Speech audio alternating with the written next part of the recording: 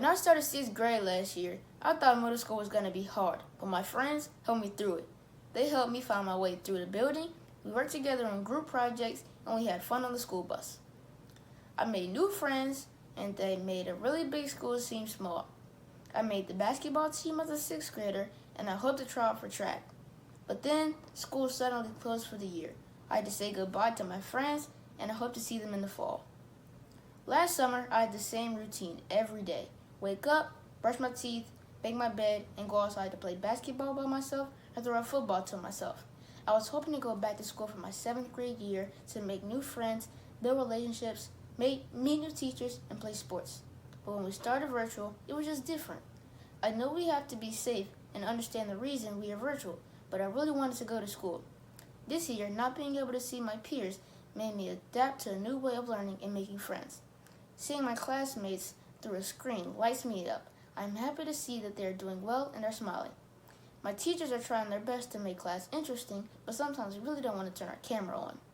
Due to COVID-19, I was not able to travel for football, basketball, or track like I had hoped, but I couldn't go to pep rallies, picture day, and not even see my new classrooms. I was looking forward to meeting new teachers and having a great 7th grade year. This school year has been an experience that I will never forget. I learned how to use GimKit, Microsoft Teams, and Quizzes. Although these learning websites are nice, my learning station at home can't compare to my new classroom. I can't wait for next year because I know I will develop new friendships and won't take school for granted. Virtual school is nice, but it can't replace the excitement of seeing my friends every day. Penny and I would like to thank Michael Jackson, MJ, for giving us his unique perspective of the sense of belonging in school, especially during the COVID-19 pandemic, and how it has impacted his middle school educational experience. As we heard from MJ, young adolescents, like most of us, value a sense of belonging. Feeling respected, valued, and a part of something greater than oneself is important. Hi, I'm Ingrid Grant, Chief of School Leadership for Henrico County Public Schools, located in metropolitan Richmond, Virginia. As a former middle school special education teacher, principal, and director of middle school education, I understand adolescents have a unique challenges. I have worked with adolescents for the majority of my 28 years in education. I have a fondness of middle school students and their teachers. Adolescents can jump between adult thinking and behavior to that of a child. Educators must use differentiated educational strategies to deliver their content and meet the adolescent learner's unique needs. One of the building blocks of any educational community is the relationships with others, which is critical during the adolescent years. Teachers must have a thick skin and see the long term goal of developing a good student and a good person, no matter what they may come across in the classroom. Thanks, Ingrid. Hi, I'm Penny Bishop, and I'm a middle school education professor at the University of Vermont. For the past 20 years, I've been researching effective learning opportunities and environments for young adolescents. As a former middle grades teacher, I've always been struck by the power of belonging in the lives of young adolescents, how students aspire to fit in with a group and at the same time want to be seen as individuals. And I've always been impressed by teachers who can leverage these very same young adolescent needs for the purposes of powerful learning. How can we respond to this desire for belonging in ways that advance learning for kids? That's at the heart of our objectives for this video. The purpose of this video is first to explore the role of school belonging in the middle grades, and then to share some strategies designed to foster and support this sense of belonging in students' learning lives. We hope you'll learn more about why school belonging is important, and we hope you'll come away with some practical ideas for connecting middle schoolers meaningfully to you, to each other, and to the world around them in both face-to-face and remote settings. So let's start by taking a look at what research tells us about young adolescents and school belonging. School belonging is generally defined as the extent to which students feel personally accepted, respected, included, and supported by others in the school environment. While a sense of belonging is important at all levels of schooling, the middle grades present a particularly critical time period because young adolescents have a greater tendency to compare themselves to peers and to judge themselves more critically than other age groups. Between the ages of 10 and 15, students are changing physically, emotionally, and intellectually in various and uneven ways. They're also learning more about their own and others' social identities and the way these identities intersect. Middle schoolers in the US spend an average of 1,000 hours in school each year. A critical task then for those of us who teach in the middle grades is helping students negotiate all of this change and exploration in a responsive, equitable, and just environment, one that fosters a sense of school belonging. What does research tell us about why it's important for young adolescents to feel connected to their schools? A strong sense of school belonging has been linked to a number of positive outcomes, including academic achievement, the social emotional outcomes such as self-concept and self-efficacy, increased student motivation, and both behavioral and cognitive engagement. In other words, students who feel a sense of belonging at school achieve at higher levels, are more motivated, and have a more positive sense of self. Not surprisingly then, they're also less likely to be absent from school and more likely to graduate from high school with the skills and knowledge to succeed in their personal and professional lives.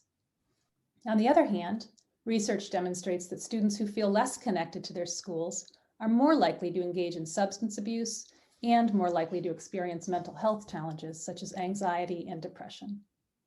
One recent study commissioned by United Way Worldwide found that out of 45,000 middle schoolers who were surveyed, nearly a third didn't feel a strong sense of belonging to their school community, with many reporting feeling undervalued or uncomfortable being the person they want to be while in school.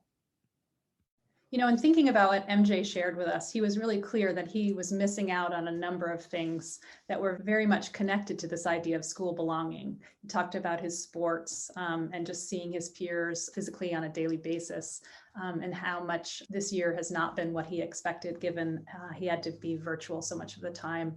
I'm wondering how you're thinking about that as a school leader or leader of many schools, how that's playing out and how you think about your schools today.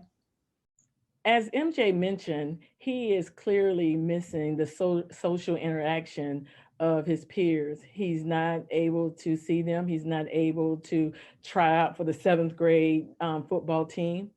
It is up to us as educators to try to find experiences for our students for social interaction, whether it is virtual or in person. Our students need to be connected to us, other peers, and their community in order to be successful. So we, as educators, need to think outside of the box. How can we give our students the social interaction that they need so that they can flourish academically and when even in a healthy learning environment? The importance of school belonging is underscored by this slide by the CDC, which powerfully summarizes the long-lasting potential of strong connections. You'll note in particular the center frame, in which we see that adults who experience strong connections as youth were substantially less likely to have mental health issues, experience violence, or engage in risky behaviors. Our students have a desire to belong while figuring out who they are at the same time. It is up to us as educators to show them how to do just that. My favorite educational advocate is Dr. Mary Mcleod Bethune. She also happens to be one of the founders of my alma mater, Bethune-Cookman College, now university. She once said, "We have a powerful potential in our youth, and we must have the courage to change old ideas and practices so that we may direct their power toward good ends. Regardless of the ideology, we must use the knowledge and information we currently have to put forth culturally responsive educational practices that support all students in their learning." We have the research. How can our understanding of young adolescent development shape how we design learning and experiences for this age? Adolescents are active agents in their own developmental process. However, they still need scaffolding support and environments that blossom opportunities to advance and develop. No student walks into a school with a tabula rasa or blank slate. Their own life experiences shape them, but these experiences are not certain. The plasticity of adolescence is a window of opportunity and growth. Our students can achieve at higher levels when their developmental needs are met. School connectedness is the belief held by students and the adults and peers in their school care about their learning and them as individuals. Students who feel connected to school are more likely to have positive health and academic outcomes.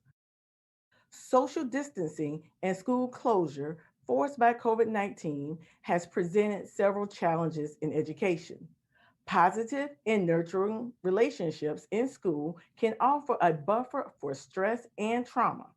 Students require a learning environment that provides various opportunities for adolescents to learn and develop their skills.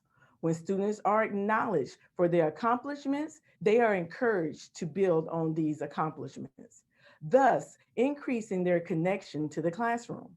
This can be accomplished in a virtual or non virtual setting. Students who feel connected to their school, peers, communities, and the outside world tend to have healthy social, personal, and educational interactions.